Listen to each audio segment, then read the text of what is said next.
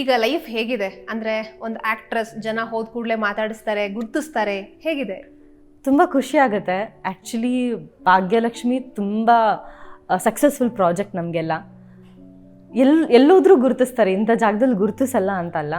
So ತುಂಬ ಖುಷಿ ಆಗುತ್ತೆ ಆ ರೆಕಗ್ನೈಸೇಷನ್, ಮತ್ತು ಎಸ್ಪೆಷಲಿ ಶ್ರೇಷ್ಠ ಆಗಿ ಗುರುತಿಸ್ತಿದಾರಲ್ಲ, ದಟ್ ಫೀಲ್ಸ್ ಅಮೇಝಿಂಗ್.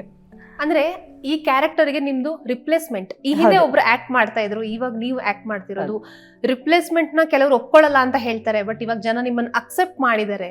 ಇದ್ರ ಬಗ್ಗೆ ಹೇಳಿ. ಇನಿಷಿಯಲಿ ನಾನು ಈ ಪಾತ್ರನ ಅಕ್ಸೆಪ್ಟ್ ತಗೊಳ್ಬೇಕಾದ್ರೆ ಆ್ಯಕ್ಚುಲಿ ನನಗೆ ಭಯ ಇತ್ತು. ಆಲ್ರೆಡಿ ರೋಲ್ನ ಪ್ಲೇ ಮಾಡಿರೋರು ಸ್ವಲ್ಪ ಸೂಪರ್ ಸೀನಿಯರ್, ಆಮೇಲೆ ಇದೊಂಥರ ಇಟ್ಸ್ ನಾರ್ಮಲ್ ರೋಲ್ ಅಲ್ಲ, ಅಂದರೆ ಬೇರೆ ರೋಲ್ಸಿಗೆ ಕಂಪೇರ್ ಮಾಡಿದ್ರೆ ನಾರ್ಮಲ್ ವಿಲ್ಲನ್ ರೋಲ್ ಅಲ್ಲ. ಬೇಸಿಕಲಿ ಈ ರೋಲ್ಗೆ ಹೇಟ್ರೆಡ್ ಸಿಗುತ್ತೆ ಅನ್ನೋದು ನಾನು ಈ ರೋಲ್ನ ಅಕ್ಸೆಪ್ಟ್ ಮಾಡೋದಕ್ಕಿಂತ ಮುಂಚೆನೇ ಗೊತ್ತಿತ್ತು. ಸೊ ಅದು ಒಂದು ಸ್ವಲ್ಪ ಭಯ ಇತ್ತು, ಹೇಗೆ ತಗೊಳ್ತಾರೆ, ಹೇಗೆ ರಿಯಾಕ್ಟ್ ಮಾಡ್ತಾರೆ ನನ್ನ ನೋಡಿ.